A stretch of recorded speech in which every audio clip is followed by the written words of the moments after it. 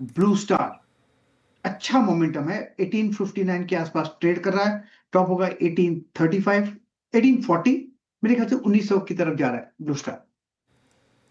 Okay, blue star ये हो गई गाबा सर की पिक।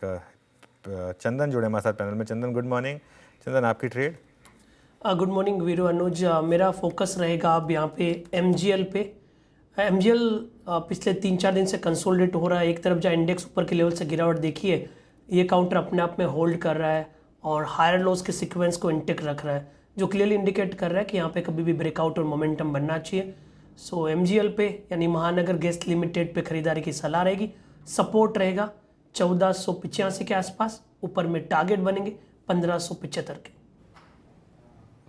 ओके, यहाँ पर महानगर गैस 1510 पे आपका बाय कॉल है। प्रशांत आपका ट्रेड क्या रहेगा?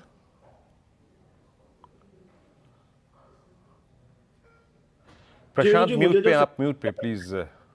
हाँ, जो सेटअप मुझे अच्छा लग रहा है वो होगा टेक महिंद्रा। अगर हम देखें एक अच्छे स्ट्रॉन्ग स्विंग के बाद डिप टुवर्ड्स स्लोपिंग अपवर्ड्स 20 डेमा है, मुझे लग रहा है यहाँ से स्टॉक टेक ऑफ हो सकता है। करीबन 1650 के इर्द गिर्द ट्रेड कर रहा है। यहाँ पे 1632 1632 स्टॉप लॉस रख के बाय करने की सलाह होगी।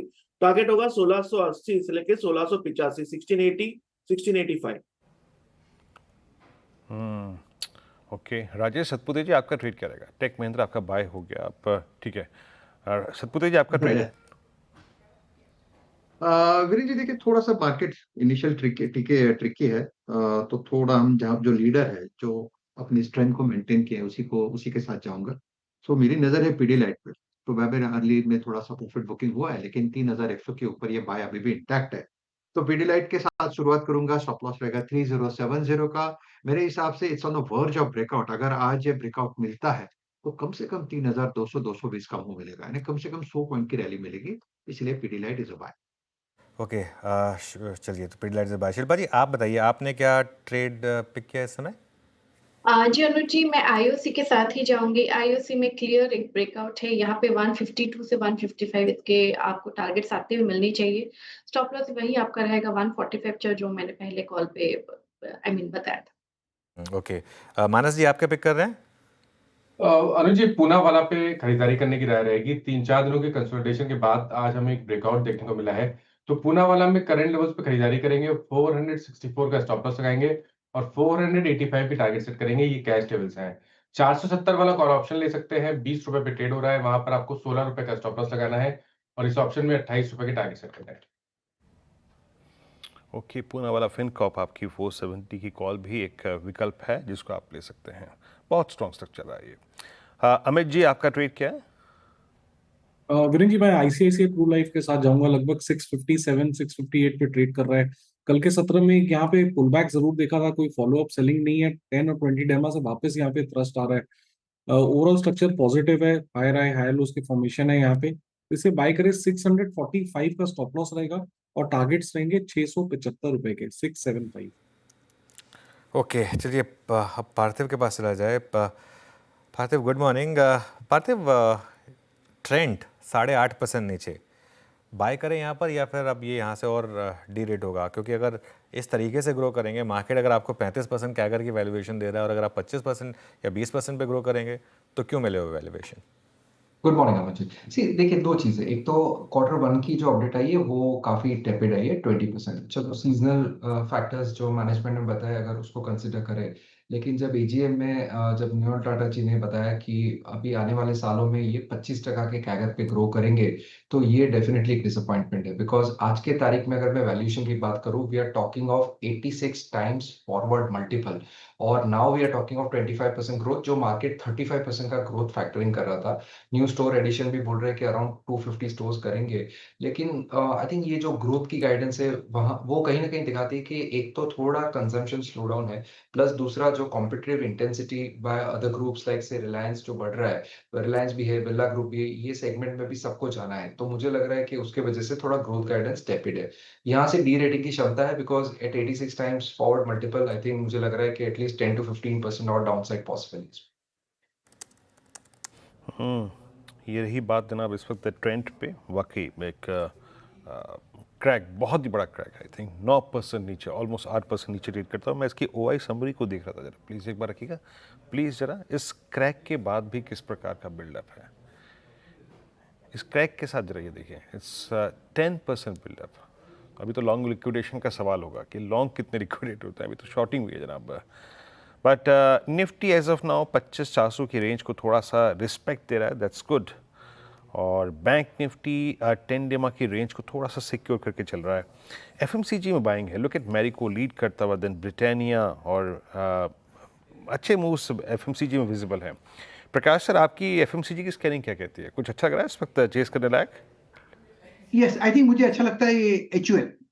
इसमें लगता है कि जो बना हुआ है बुमवार, उसके हिसाब से लगता है कि आपको मिलना चाहिए। 2328 के आसपास ट्रेड कर रहा है। 2320 का कोई स्टॉप लगा चले, पॉसिबल है कि 2340 ₹10 का ये मूव पॉसिबल है। तो यस, एचयूएल। एचएएल में मूव आ रहे हैं, ये डे हाई पर आ गया, और लेके आइए आप रिवर्सल्स कहाँ कहाँ पे आ रहे हैं। मैं ओआई शेडिंग देख रहा था और ओआई रिएक्शंस देख रहा था, उसमें रिवर्सल में लेके आइए आप जरा एसबीआई कार्ड्स। अमित जी जरा एसबीआई कार्ड्स को देखिएगा, एक्सट्रीमली ओवरसोल्ड की ट्रेजेक्टरी को मैं थोड़ा सा स्कैन कर रहा था अपनी स्क्रीन पर। एसबीआई कार्ड के रिवर्सल को रिस्पेक्ट देंगे क्या आप? ओआई भी रखिएगा डायरेक्टर साहब प्लीज यहाँ पे। जी वीरेन जी, एसबीआई कार्ड्स की अगर बात करें तो सपोर्ट के लिहाज से तो स्टॉक एक अपने स्ट्रॉन्ग सपोर्ट पे है। लगभग 890-900 का एक स्ट्रॉन्ग सपोर्ट है। तो 100 डेमा के भी काफी क्लोज आ गया है, बट थोड़ा सा अगर एक बार 50 डेमा के ऊपर निकले जो कि 930 के आसपास है, तो यहाँ पे थोड़ा सा एक बुलिश मोमेंटम और रीअफर्म होगा। बट सपोर्ट को देखते हुए, आर्ली चार्ट्स को देखते हुए एक छोटी सी पोजीशन बनाई जा सकती है। स्टॉप लॉस लगभग 905 का रखेंगे। इनिशियल टारगेट्स हमारे 935 के रखेंगे। तो basically it's a trade off pull back from support. Okay चलिए, मीनवाइल एक बार आप देखिए स्टॉक HPCL का और BPCL, HPCL BPCL दोनों स्टॉक्स लेकर आइए, और दोनों स्टॉक्स अब डे हाई पर आ गए। सुबह भी हमने बात की थी इनके बिग स्टॉक्स में कि आज ये स्टॉक शायद चलें, और खैर वो जब से वो क्रूड वाला मामला पर स्टॉक्स ने रिएक्ट करना बंद किया था, तब से एक अच्छे मूव 315 रुपये से 335 यहाँ तक के मूव अब इस समय आ चुके हैं। पार्थिव, ये एक ऐसी स्पेस है जहाँ पर PSU स्पेस में अभी भी वैल्यूएशन कंफर्ट ज़बरदस्त है और डिविडेंड यील्ड अच्छी है, फिर भी समहाउ ये स्टॉक चले नहीं उतना। क्या यहाँ पर एक बड़े मूव की तैयारी हो रही है? एक ही हो रहेंगे, विच इज एलपीजी सब्सिडीज जो वापस गवर्नमेंट को देनी है इन लोग को। लेकिन वो अज्यूम करते हैं कि वो डिले होगी। लेकिन अगर पॉजिटिव देखें तो हमने देखा है कि डिस्पाइट द फैक्ट कि क्रूड ऑयल काफी नीचे भी गिरा है, तो अभी मार्केटिंग मार्जिन्स इनके लिए बरकरार रहे, तो government is trying to compensate OMCs in indirect way. दूसरा एक पॉजिटिव ये है कि जीआरएम्स की ट्रेंड जो है काफी अच्छी दिख रही है। सिंगापुर ग्रॉस रिफाइनिंग मार्जिन्स करीबन $4 to $5 के आसपास है, और ये सब कंपनीज की जो रिफाइनरीज है काफी कॉम्प्लेक्स है, तो ये लोग $2 उसके ऊपर कमाई कर सकते हैं। तो मुझे लग रहा है कि आने वाले सीजन में I think all OMCs, specially मुझे लग रहा है आईओसीएल जिसके पास बहुत अच्छी कॉम्प्लेक्स रिफाइनरी है, वहां से बहुत अच्छा परफॉर्मेंस आने की उम्मीद है। तो वैल्यूएशन कंफर्ट है, you rightly mention, dividend yield भी काफी स्ट्रांग है। तो मुझे लग रहा है यहाँ से डाउनसाइड रिस्क नहीं, लेकिन अपसाइड में आई थिंक मुझे लग रहा है अगर ऑयल यहाँ पे रहता है तो ये ओएमसीज के लिए आई थिंक अच्छा ट्रेंड रह सकता है आने वाले 6 महीने के लिए। ओके, ये ओएमसीज की बात हो गई। जरा एक बार रखिएगा डायरेक्टर साहब निफ्टी PSU बैंक इंडेक्स। मैं जो थोड़ी सी स्कैनिंग कर रहा हूँ, एक बार निफ्टी PSU, यस ये देखिए, जो थोड़ा बहुत निफ्टी बैंक को पुश मिल रहा है, रिक्वायर्ड पुश, वो जनरेट कर रहे हैं ये SBI at day high. Move अच्छे आ रहे हैं। पूरा PSU बैंक की बात करके स्टॉक फ्यूचर्स एंड कंट्रीब्यूटर्स लो से रिकवर करता हुआ 805 मेरे स्क्रीन पे, क्योंकि डे हाई के टिक आ रहे हैं फ्यूचर्स के, तो मैं उसको मेंशन कर रहा था। ये अमित जी जरा स्कैन कीजिएगा हल्का सा, क्या PSU बैंकिंग बास्केट कुछ रिकवरी की चांसेस दे रहा है आपको क्या? जी वीरेन जी, एसबीआई का स्ट्रक्चर पॉजिटिव है। स्टॉक इज अगर 820 822 के ऊपर निकलता तो एक बहुत बड़ा यहाँ पे ब्रेकआउट फॉलिंग ट्रेंड लाइन का होगा। ओवरऑल चार्ट ने काफी अच्छा कंसोलिडेट किया है, हाई लो स्ट्रक्चर मेंटेन किया है। तो जब तक 800 के लेवल्स इंटैक्ट है, मुझे लगता है यहाँ पे 830 से 835 पॉसिबल है। डिस्क्लेमर देना चाहेंगे कि ये स्टॉक हमने अपने क्लाइंट्स को भी रिकमेंड किया है। ओके, क्लाइंट को भी रेकमेंड किया ये स्टॉक का। देखिए एक बार ज़रा आप, मैं एक चीज़ बताता हूँ आपको, आप एक बार स्टॉक लेकर आइए आप BSC का, स्टॉक लेकर आइए आप एंजल वन का, और स्टॉक लेकर आइए अब आप CDSL का।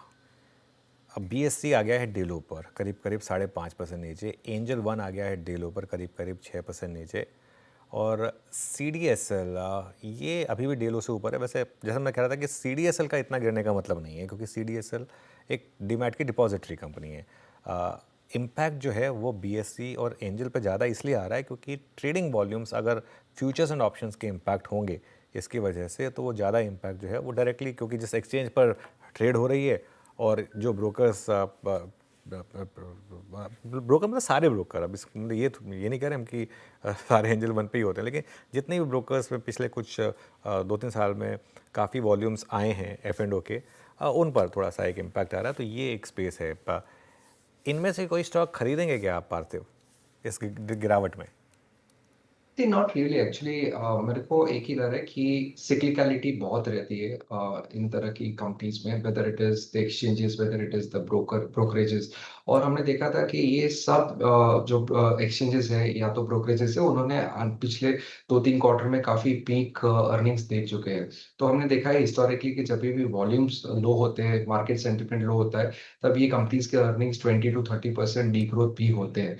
और नए क्लाइंट एडिशंस हम देख रहे हैं, उसकी जो पेस है वो काफी कम हो चुकी है। आईपीओज आ रहे हैं, नो डाउट वो पॉजिटिव रहते हैं एक्सचेंजेस के लिए, लेकिन नॉट टू द एक्सटेंट कि जो डेरिवेटिव्स का वॉल्यूम का जो लॉस है वो रिकूप कर पाए। तो अभी के लिए आई थिंक मैं ये सेगमेंट को अवॉइड करने की सलाह दूंगा। We are more upbeat on the wealth management counters. तो यहाँ पे मुझे लग रहा है जैसे कि 361 है, उस तरह के stocks I think long term investors के लिए बेटर है। चलिए अब एक काम करते हैं, टॉप कैश